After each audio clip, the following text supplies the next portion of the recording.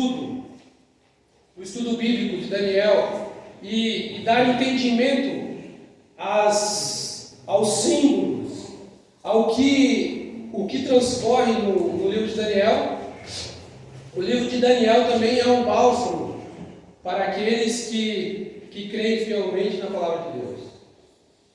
Então, muitas verdades estão contidas para o nosso tempo em Daniel.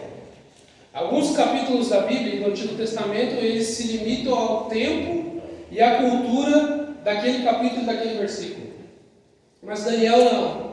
Daniel, ele, ao mesmo tempo que ele é presente, ao mesmo tempo que ele é passado, ele é ao mesmo tempo futuro. E é isso que torna o livro de Daniel tão importante para nós. É isso que torna ele tão importante para nós, porque ele não nos deixa cego no passado, ele não nos deixa cego no presente e ele não nos deixa cego no futuro. Então, Deus foi preciso na palavra de Deus. Obrigado. Deus foi preciso na palavra de Deus em não deixar o seu povo sem direcionamento. E Daniel faz isso. Daniel direciona o seu povo. Então o capítulo 8 ele começa falando, e o título do meu cabeçalho aqui está assim: a visão sobre um carneiro e um bode. Uma das coisas mais importantes que a gente tem que entender quando a gente vai estudar profecia, e os estudantes de profecias aí fiquem atentos a isso, é que a profecia, e estritamente também no livro de Daniel, ela é uma verdade que se amplia. Então Daniel ele começa falando de uma estátua que tinha minérios nela, ouro, prata, bronze, ferro, e no final uma mistura de barro com ferro. Depois ele vem falando de animais, leão, urso, o leopardo, e no final um animal terrível e espantoso. Mas agora Daniel ele sai dessa narrativa e ele entra numa outra narrativa, mas ampliando aquilo que já foi dito no capítulo 7 e nos decorrentes. Para vocês terem uma noção, o livro de Daniel ele é tão unido, que Daniel ele só recebe o conteúdo do livro, ele só recebe o conteúdo de Deus, porque lá no começo ele foi fiel a Deus. Quando foi oferecido para ele os manjares do rei, ele se negou. E a primeira pergunta que eu quero fazer para você nessa noite, antes de nós entrar no contexto aqui do capítulo 8, você tem aceitado os manjares deste mundo? Os manjares que nos tiram o discernimento, nos tiram a visão correta, porque uma boa alimentação ela não está alicerçada somente em uma parte do corpo físico. Uma boa alimentação ela nos leva a ter clareza mental. Então, a primeira coisa que eu queria dizer para você antes de entrar no capítulo 8, se você não pensou ainda que você deveria ter uma alimentação diferente, você deve começar a pensar. Você deve começar a pensar. Porque isso não é nem a Bíblia que fala, mas o cientista, o mundo inteiro fala que a alimentação ela está estritamente vamos dizer assim, ela está no contexto de doenças, ela está no contexto de uma boa vida, uma vida mais longa. E muitas vezes as pessoas sofrem por falta de ter uma alimentação correta. Deus nos deu orientação sobre a alimentação ou não? Sim. Sim ou não? Sim. As orientações de Deus, elas são importantes para a nossa vida, sim ou não? Sim. Então devemos seguir as orientações de Deus. Então, devemos sempre estar atento àquilo que Deus quer nos revelar. Então, eu digo para você aí, né? Mas para você ir mudando aos poucos, um passo de cada vez, um passo de cada vez, um passo de cada vez, assim até chegar naquilo que Deus nos pede em vontade. Amém? Amém. Então o capítulo 8 ele diz assim: no ano terceiro do reinado do rei Belsazar, eu, Daniel, tive uma visão, depois daquela que eu tivera a princípio, quando a visão me veio. Pareceu-me estar eu na cidade de Suzã, que é uma província de Elão. Suzã, naquele tempo, ela não era uma cidade, era uma cidadela. Após essa visão, depois de um tempo, ela virou um grande centro, uma grande cidade. Junto ao rio Ulai, um rio grande, extenso. Então levantei os olhos e vi, eis que diante do rio estava um carneiro, o qual tinha 2 chifres. E os 2 chifres eram altos, mas um era mais alto que o outro, e o mais alto subiu por último. Vi que o carneiro ele dava amarradas para o ocidente, para o norte e para o sul, e nenhum dos animais lhe podia resistir, nem havia nem quem pudesse livrar-se do seu poder. Porém fazia segundo tudo a sua vontade, e assim se engrandecia. Então vamos dar uma parada aqui. Agora Daniel ele tem uma visão, né? E ele vê o que? Ele vê um carneiro e ele vê 2 chifres desse carneiro. Só que a visão de Daniel, um chifre era mais alto que o outro. Essa visão ocorreu cerca do ano 549. O profeta novamente se depara com animais, mas desta vez, prestem atenção porque isso é muito importante, um carneiro e um bode. O capítulo 8 elabora sobre alguns aspectos apresentados no capítulo 7, lembra? Uma verdade que se amplia, principalmente no que se refere aos atos do chifre pequeno, que a gente vai ler um pouco mais para frente. Gabriel explicou que dos animais ali representados, esse carneiro ele representa o urso, que é o reino dos medos e dos persas. Então, se você for ver o urso que representa os medos e os persas, vocês vão ver que ele estava levantado de um lado. Então, isso é importante para a gente notar que ela é uma verdade que se amplia. E aqui, os 2 chifres, que eram altos, mas um mais alto do que o outro, né? E o outro subiu por último, eles eram as torres gêmeas, né? Que caiu aí em 2001. Estou certo, igreja? Estou certo, igreja?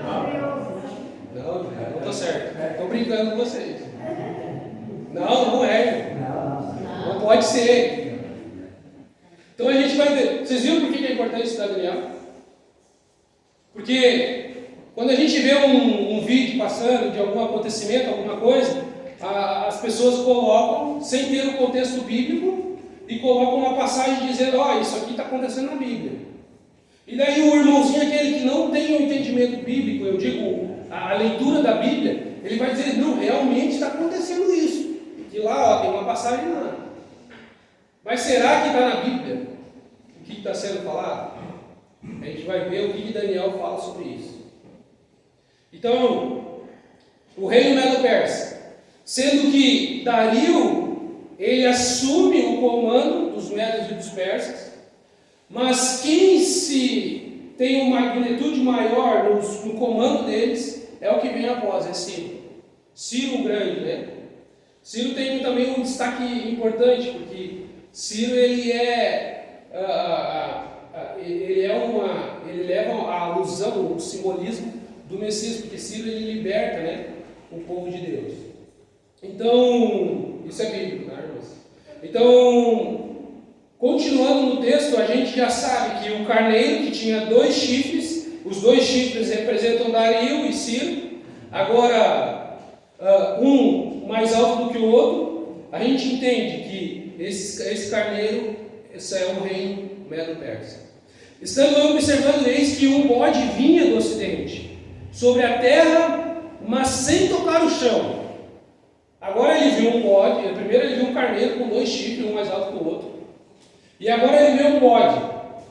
E esse bode, ele vem sem tocar o chão, ele vem voando. Então, vocês veem que a visão de Daniel, se não tiver quem explique, não tiver uma atenção necessária, a gente se perde no meio do texto bíblico. Sem tocar o chão. Este bode tinha um chifre notável entre os olhos. Ele era uma espécie de unicórnio, né?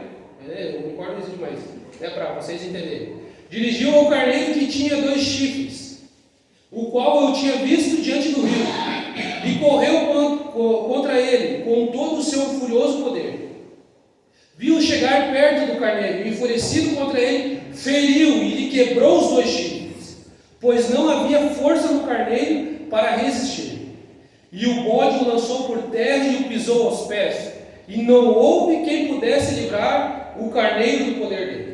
O bode se engrandeceu sobremaneira e na sua força quebrou-lhe o grande chifre. E em seu lugar saíram 4 chifres notáveis para os 4 reinos do céu. Até ele. Então agora ele vê um bode com um chifre grande, notável, e ele vê que esse bode ele vai correndo, e ele quebra, né, os chifres do carneiro, e ele bota por terra o carneiro, e o carneiro não pode com o poder dele. Quem são esses poderes? Né? A Bíblia nos fala quem são esses poderes. Então diz assim, abra sua Bíblia aí, 8:18. Abra sua Bíblia, 8:18. E marca aí, quem tem caneta marca aí. Falava ele comigo quando caí sem sentidos o rosto em terra. Ele, porém, me tocou e me pôs em pé no lugar onde eu achava. E eis que te farei saber o que há de acontecer no último tempo da ira, porque essa visão se refere ao tempo determinado do fim. Aquele carneiro com 2 chifres que viste são os reis da Média e da Pérsia, não são as Torres Gêmeas. Vocês entenderam? A Bíblia mesmo ela diz quem é o carneiro e quem são os chifres dele. Mas o bode peludo é o rei da Grécia.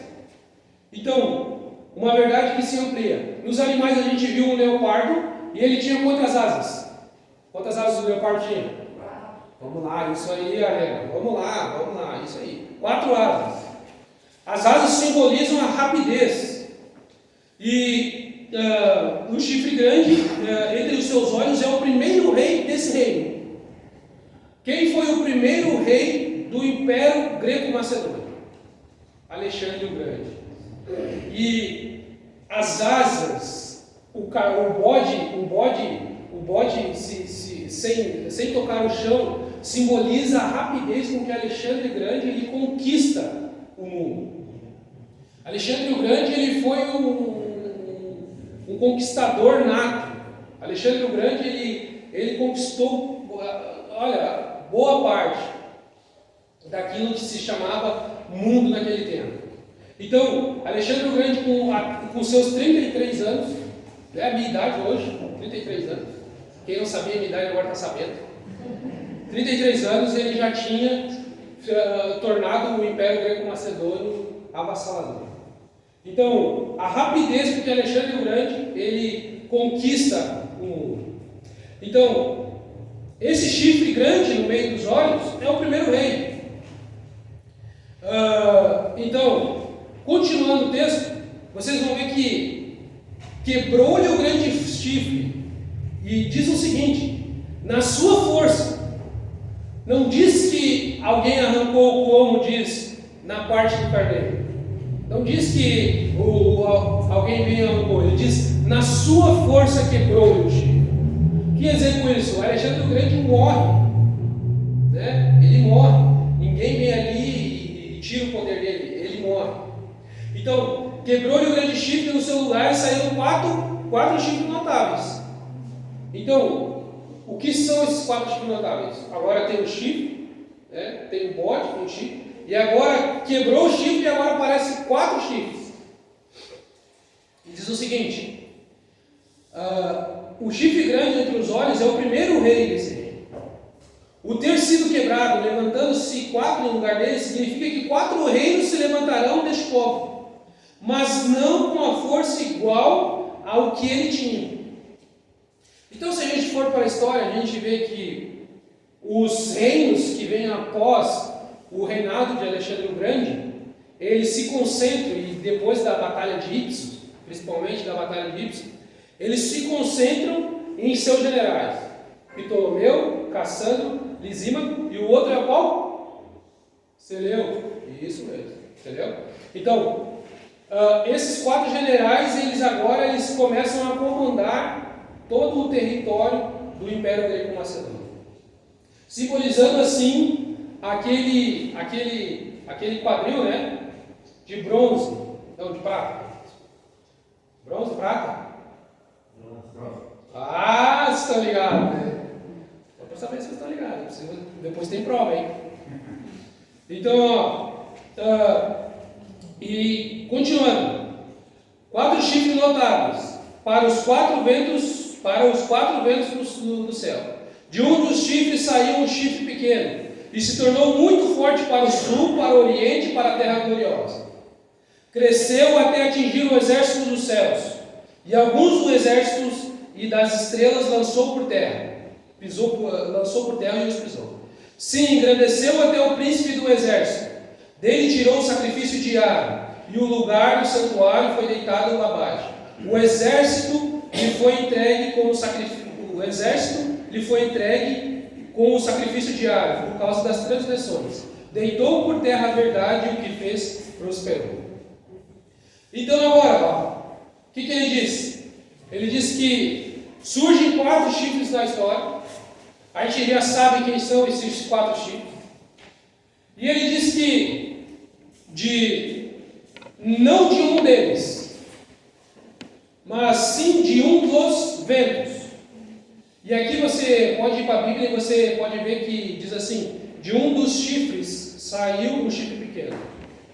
Mas a interpretação da Bíblia aqui, se a gente for por original, a gente vai ver que o original ela fala de um dos ventos. E isso é importante a gente entender, que não sai, o chifre pequeno ele não surge de um dos chifres, mas sim ele surge de um dos ventos. E os ventos aqui eles querem dizer as direções. Então, de um dos ventos surge esse chifre pequeno. E é agora que o negócio fica apertado. Porque o chifre pequeno, ele cresceu até atingir o exército dos céus, e alguns dos exércitos, e das estrelas, lançou por terra, engrandeceu até o príncipe do exército, tirou o sacrifício diário do lugar do santuário, deitou o santuário, tirou o sacrifício diário e também deitou a verdade. E o que fez, prosperou. Então, quem é esse chifre pequeno? Quem é esse chifre pequeno que Daniel quer nos dizer? Se a gente for para o contexto da história, e a gente entender, e a gente for para os outros capítulos bíblicos, os outros capítulos de Daniel, a gente vai ver que há uma sucessão de poderes. Qual é o poder que sai do quadril e vem das pernas? Qual que é? Roma, muito bom isso. Roma. E Roma ela simboliza o ferro ali, um império duro, um império forte.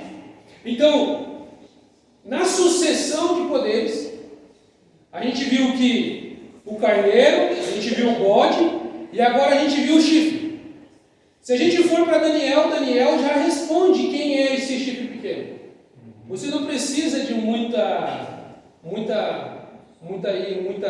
mirabolância aí para entender isso. São as sucessões. A mesma coisa que Daniel vê nos animais e na estátua, agora ele vê aqui, só que de uma maneira ampliada. Agora ele amplia a visão do animal terrível, espantoso e das pernas e do pé. Qual o poder que já foi falado aqui, que é esse poder? Qual o poder que simboliza esse chifre pequeno? Roma papal e, né, na sua parte física, Roma pagã, que simboliza ali. Então, Roma é esse chifre pequeno. Então, para a gente entender o que Daniel quer dizer, pode voltar ali no santuário. Para a gente entender o que Daniel quer dizer, a gente precisa ir para o santuário. Então, abra sua Bíblia, Êxodo, abra sua Bíblia, Êxodo 25.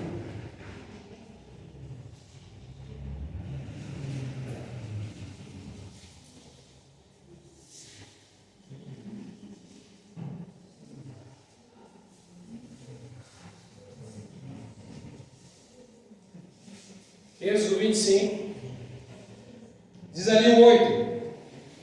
Quem lê para nós aí? Pode ler um aí para nós. Vamos botar esse povo para trabalhar. Êxodo 25, 8. E me farão um santuário para que eu possa habitar no meio deles. Desde o começo do capítulo 8, quando Deus apresenta um carneiro e um bode, Deus quer mostrar para Daniel que a visão que ele está tendo agora, ela vai ter centro no santuário. Ela vai ter centro no santuário. E Daniel, ele conhecia o que acontecia no santuário todos os dias. Daniel foi preso e foi lançado na cova dos leões, justamente por isso. Porque ele conhecia e ele sabia, e ele fazia aquilo que quando tinha o santuário, eles faziam, que eram as orações. Então, diz assim, né, que agora Deus pede para que Moisés faça um santuário para que ele possa habitar nele. E o santuário é a metodologia, é o que Deus tinha e o que Deus fez para ensinar o Evangelho ao povo do Antigo Testamento. Então, o santuário ele é conhecido como o Evangelho em símbolos. Então, todo o santuário, e agora vocês vão entrar, a partir do próximo estudo, vocês vão entrar fundo no santuário, e a gente vai dar só uma palha aqui, porque eu não posso passar disso, mas vocês devem entender que o santuário feito aqui terrestre é uma cópia do santuário que existia no céu. Então, da mesma maneira que acontecia aqui, mas de uma forma humana, também acontece no céu. É o Evangelho em símbolos. Foi a metodologia que Deus usou para ensinar o povo de Israel sobre como eles seriam salvos e salvos do pecado. Se nós ir para o 40 também, diz assim o seguinte: vê, pois, que tudo o que faças, faça segundo o modelo que te foi mostrado. Então o santuário, ele foi uma coisa feita que Moisés tirou da cabeça dele. As medidas do santuário, Moisés foi lá com o cotovelo, que era a cômoda e tudo mais, foi ele que mediu? Não. Moisés, ele tem que seguir à risca a planta que Deus tinha mostrado para ele. Então, tudo o que foi feito no santuário, desde o candelabro, desde a arca, desde o altar de holocausto, o altar de incenso, a pia, a cortina, tudo, as cores, a entrada, tudo tem uma simbologia. E toda simbologia, ela leva para Jesus. Então é importante você entender isso. E agora ele tem um símbolo, né? Daniel vê o carneiro e o bode. E o que esse carneiro e o bode eles têm de importância no santuário? Pode só botar ali um ali? Deixa eu ler ali que não passa não. Isto, pois, o que oferecerás sobre o altar: 2 cordeiros de 1 ano, cada dia continuamente. Um cordeiro oferecerás pela manhã, e outro cordeiro oferecerás à tarde. As orações de Daniel, elas se concentravam nesses turnos. Se você for pegar Daniel orava nesses turnos. Porque justamente nesses turnos acontecia, pode passar agora, acontecia a oferta pelo povo. A oferta pelo povo. E o que era a oferta pelo povo? Era o cordeiro de manhã e à tarde. O sacerdote ele pegava e ele imolava esse cordeiro, ele pegava o sangue desse cordeiro, ele adentrava o santuário, antes, né, ele queimava a carne do cordeiro no altar do holocausto, ele acessava o santuário e aí ele aspergia o sangue, fazendo assim a oferta pelo pecado. Mas por que ele fazia isso? Porque muitas pessoas não tinham condições de estar ofertando pelos pobres, ele fazia isso pelos pobres, para aqueles judeus que estavam distantes. Então, aqueles judeus que estavam distantes, eles sabiam que amanhã e à tarde estava sendo oferecido lá no santuário um cordeiro para os pecados deles. Então, é importante a gente entender que o cordeiro ele simboliza no santuário a remissão de pecados. E Hebreus 9:22 vai dizer que sem derramamento de sangue não há remissão de pecados. Então, há a necessidade de derramamento de sangue para a remissão de pecados. Então, não há possibilidade. E por que eu estou falando isso para vocês? Para que vocês entendam no final o que eu quero dizer. Não há possibilidade de eu, Felipe, perdoar o pecado de vocês. Porque eu não morri por isso. Então, é preciso a gente adentrar no santuário. Então, acontecia isso todos os dias. E também acontecia o quê? Uma oferta pelo pecado. O que acontecia? O Felipe pecou e há animais para cada tipo de ofensa. Então, o Felipe pecou e ele levava lá a sua oferta. E ele empunhava a mão sobre esse animal, simbolicamente transferindo o pecado para esse animal. E ele imolava esse animal. Na morte desse animal, eu, Felipe, eu deveria entender que viria o Messias, e deveria entender que sem derramamento de sangue não haveria remissão de pecado. Eu deveria me arrepender. Eu deveria estar totalmente contrito nesse momento. E qual que é a causa que Jesus ele tanto bate quando ele veio? Qual que é a causa que ele tanto bate, que ele fala? Porque os fariseus, né, e aquele povo todo, eles faziam isso, mas eles faziam isso de maneira cerimonial. Então eles iam lá, eles ofertavam, eles davam o dízimo, eles faziam as coisas, todo conforme mandava as ordenanças, mas eles não tinham o que? Um coração arrependido, um coração contrito. Primeira coisa que devemos entender: devemos, quando formos a Deus, ter um coração contrito, um coração com arrependimento, um coração sincero. Então, Deus mostrou para eles qual seria a maneira que eles teriam a remissão de pecado dele. Então, aconteciam esses dois tipos de ofertas. Só que, uma vez por ano, pode passar, Fábio, vamos ver se está aí. Pode passar. Isso aí. Uma vez por ano, acontecia o que é chamado de Yom Kippur, o dia da expiação. No 10º dia do 7º mês, mês Tisha, acontecia então o que se chama o dia da expiação. E agora não era a figura do sacerdote que entrava em cena. Era uma vez por ano entrava em cena a figura do sumo sacerdote. E o sumo sacerdote ele tinha a incumbência de fazer todos os trabalhos no santuário nesse dia. Então, o que acontecia nesse dia? Antes havia um chamado à contrição, um arrependimento, e todos deveriam estar arrependidos nesse momento, todos deveriam estar contristados. E ali Levítico 16:8, se você quiser abrir a Bíblia, você pode abrir a Bíblia para me acompanhar na leitura, a minha já está aqui.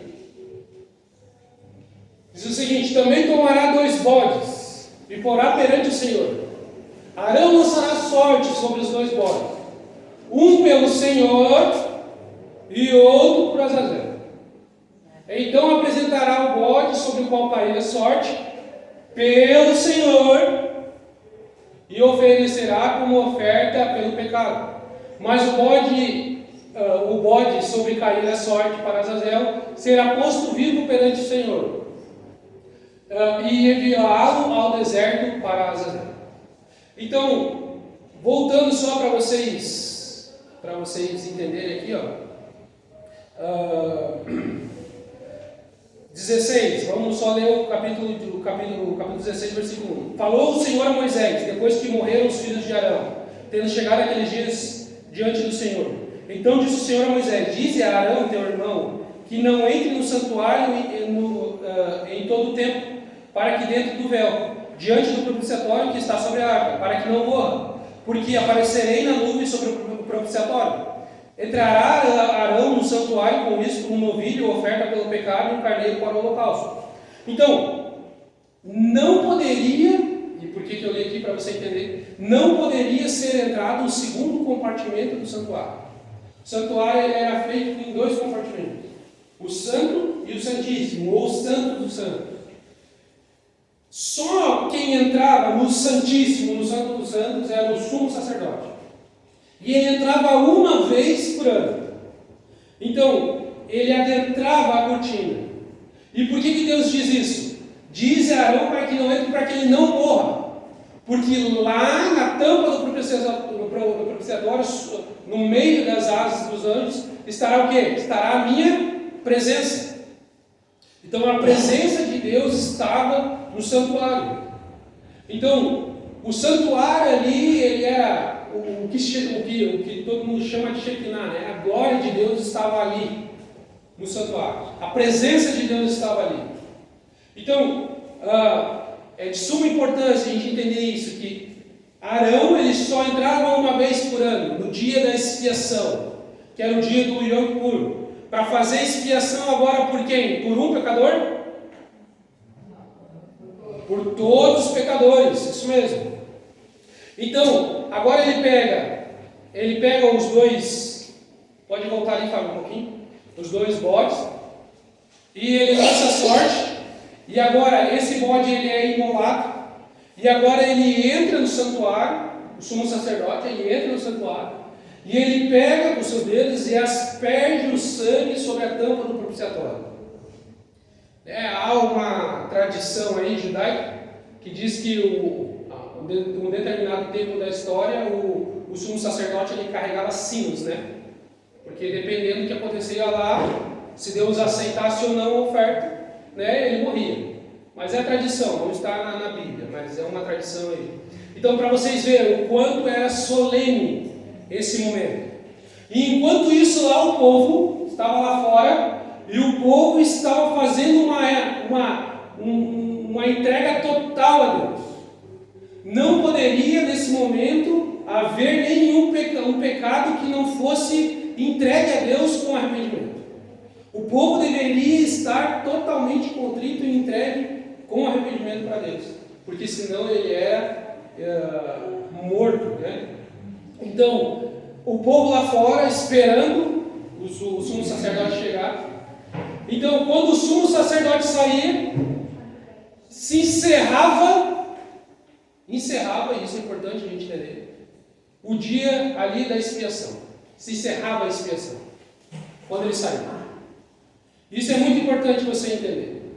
Quando o sumo sacerdote saía do santuário, depois de ter feito a oferta pelo pecado do povo, se encerrava a expiação. E então entrava a figura do bode Azazel. E o bode Azazel ele tem a figura de Satanás. Porque em um determinado tempo, e Apocalipse diz isso para nós, aquele que é o originador do pecado, porque o mal, a origem do pecado surgiu nesse coração desse ser, né, que era um ser de luz, e é um mistério para Deus, é um mistério que a Bíblia fala, é um mistério. O originador do pecado, ele deve levar as consequências do pecado que ele originou.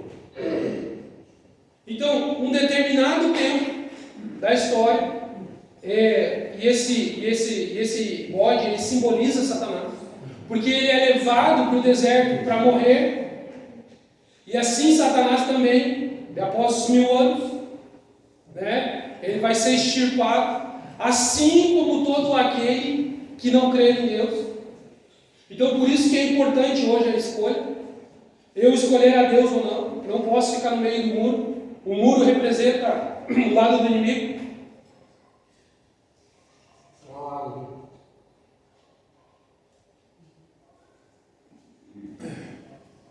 Então, esses dois bodes representam isso. O sangue lá dentro representa Jesus, que faz expiação por nós, que fez expiação por nós, e continua no santuário celestial, advogando por nós. E também agora, esse símbolo de Azazel, ele tem em muitas religiões aí, ele tem o significado de demônio do deserto. Então, quando vocês veem um bode meio diferente, vocês tenham mais ou menos esse direcionamento, que esse bode, ele representa Satanás na sequência do ensino do santuário. Então, da mesma maneira que Deus ele nos pede para que a gente se entregue a Ele, da mesma maneira hoje há um poder que tem uma túnica, e para você ter um entendimento, o sumo sacerdote ele era vitalício. Então o que acontecia? Ele exercia o seu mandato ali, vamos dizer, até a morte. Se você for para a Bíblia ali, você vai ver algumas vezes que tem 2 sumos sacerdotes, porque o outro não morreu ainda. Daí foi. Então, devemos ter esse entendimento que a função dele era vitalícia. E tem um poder hoje também, que o comandante é vitalício. Tem um poder hoje que faz expiação pelos pecados, quando confessado. Há um poder hoje que não somente tirou o santuário de cena, o santuário celestial, que Deus estipulou lá no tempo do Antigo Testamento. Não só tirou o sacrifício diário, porque o que é o sacrifício diário? É essa oferta pelo pecado. Há um poder hoje que diz que tem o poder de perdoar pecados. Há um poder hoje que diz que é o vigário de Deus na terra. Ou seja, ele pode tirar, ele pode colocar, é ele que comanda. E esse poder hoje a gente tem o entendimento que é a Roma papal. Nada contra os católicos, nada contra o catolicismo, mas as pessoas que são católicas, mas a gente deve ter um entendimento que há pessoas sinceras na Igreja Católica que não conhecem ainda, e há pessoas que, quando ouvirem a voz do pastor, elas se unirão à verdade bíblica e serão um só rebanho e um só pastor. Então, da mesma maneira que Deus ele não nos deixa cego quanto isso, devemos também ter esse entendimento, que as pessoas elas são importantes para Deus. Então, esse chifre pequeno, ele cresceu até atingir o exército, ele lançou por terra, os pisou. Sim, ele engrandeceu até o príncipe do exército. E quem que é o príncipe do exército? Do Senhor. Abre a Daniel 12 aí, vai para Daniel 12.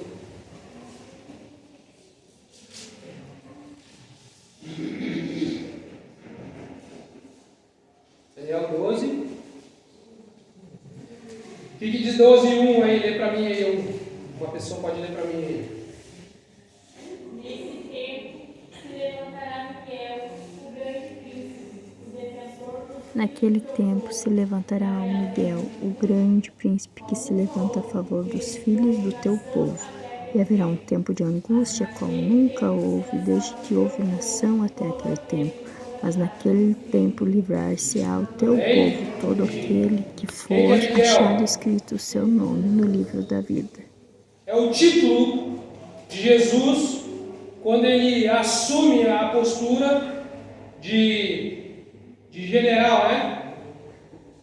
Josué 5,13 diz assim: estando Josué ao pé de Jericó, levantou os olhos, e eis que se achava em pé diante dele um homem que trazia na espada uma espada nua.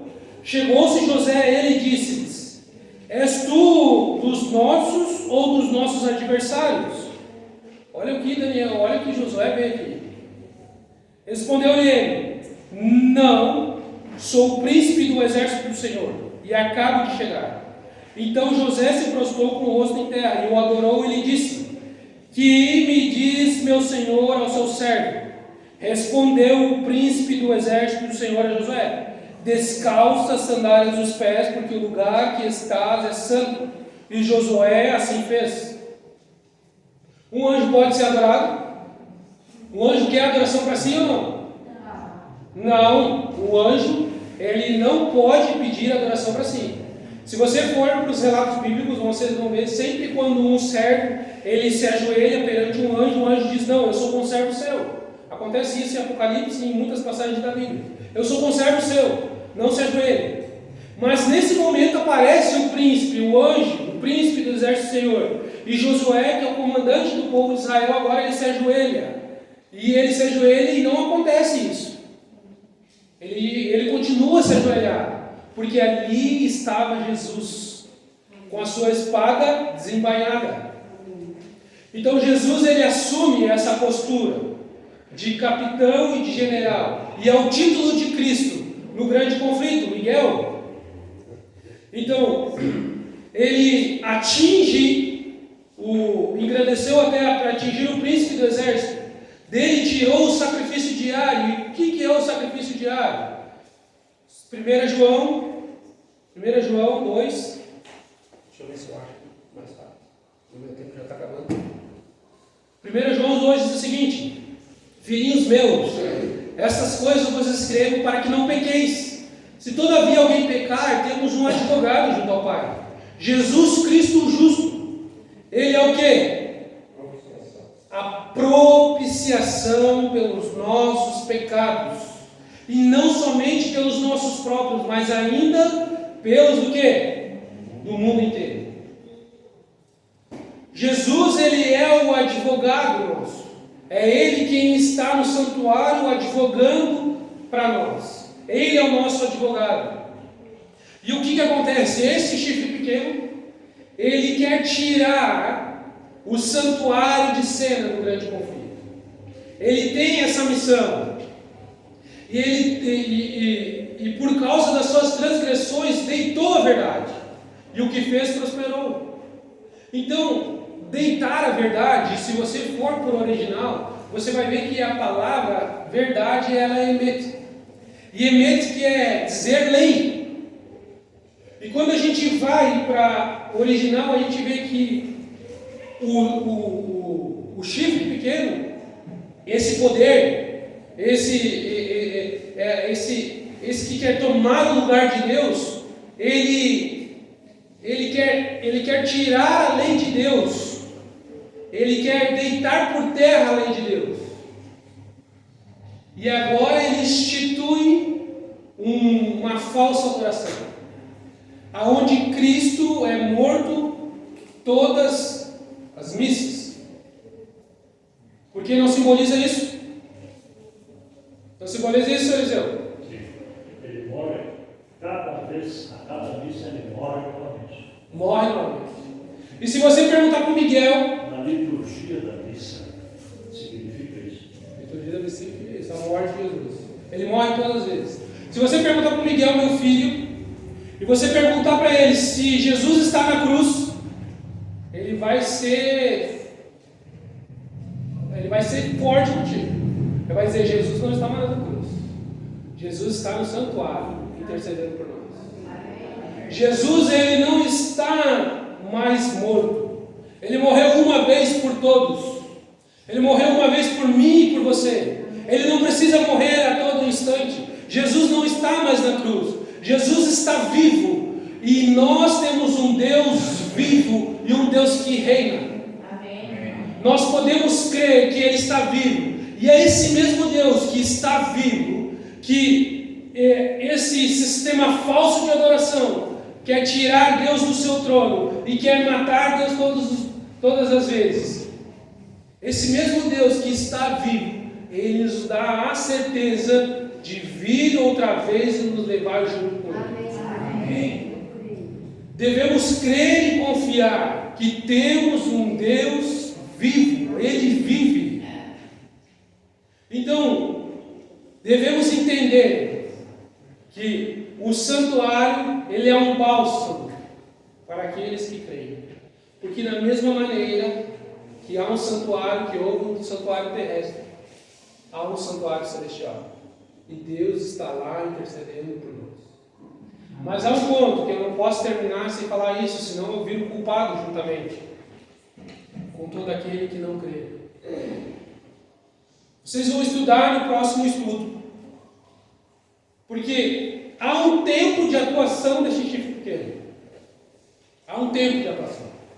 Ele não iria atuar por todos os anos, todo o nosso tempo aqui. Há um tempo de atuação.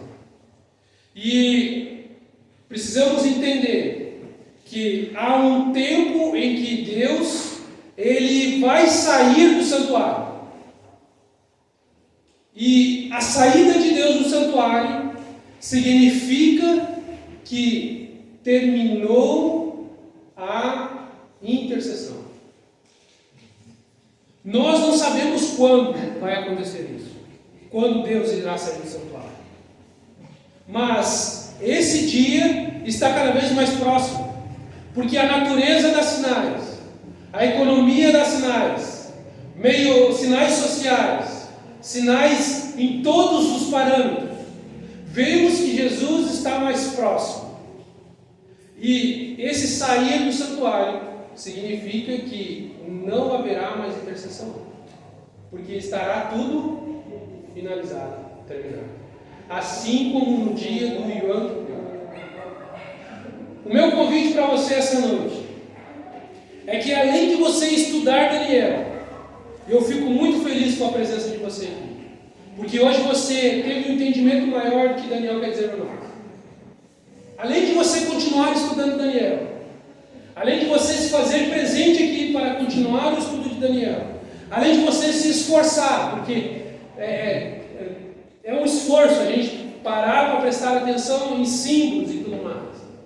Além de tudo isso, eu pedi para você, de você continuar nessa caminhada, eu queria pedir que você entregasse nesse momento aquilo que te impede de viver a plenitude de Deus na sua vida. Deus quer ser pleno na sua vida. Amém. Deus não quer fazer metade da obra na sua vida. Ele quer fazer a plenitude da obra na sua vida.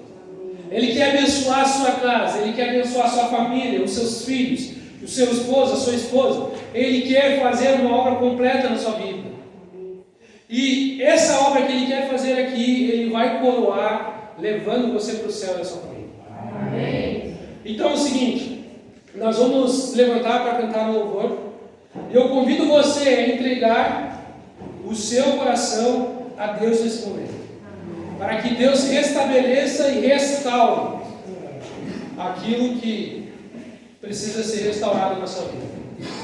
Nunca se esqueçamos, temos um advogado junto ao Pai, Ele intercede por nós.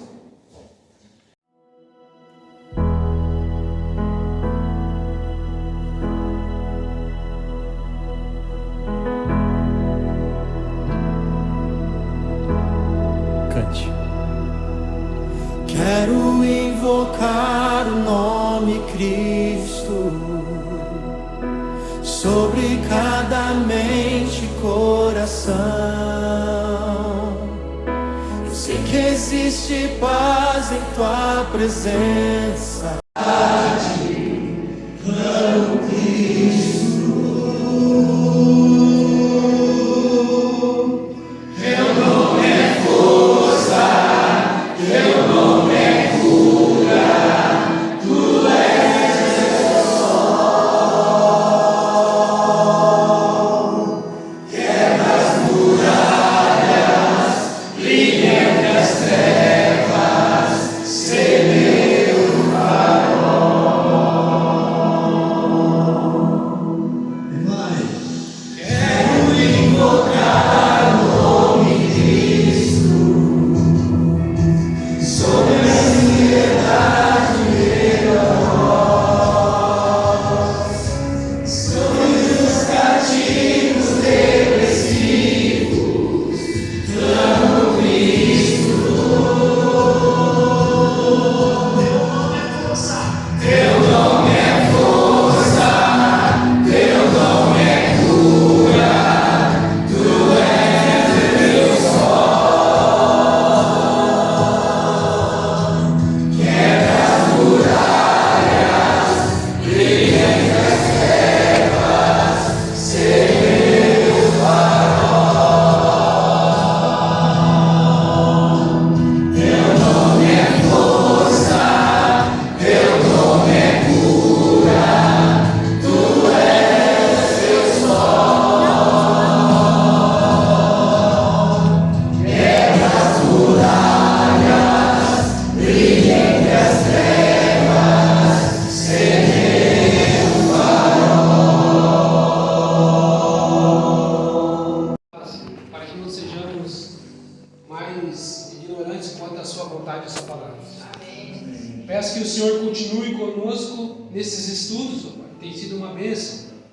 Que possamos abençoar os outros, abençoar a nossa família. E que possamos aqui, Senhor, como um povo escolhido, como um povo seu, entre irmãos e amigos, ajudar um ao outro, orar um pelo outro, para que possamos continuar nesse propósito, Senhor, de te seguir, Senhor. Abençoa as escolhas feitas hoje daqui, Senhor. Abençoa o seu povo. Abençoa as outras igrejas também.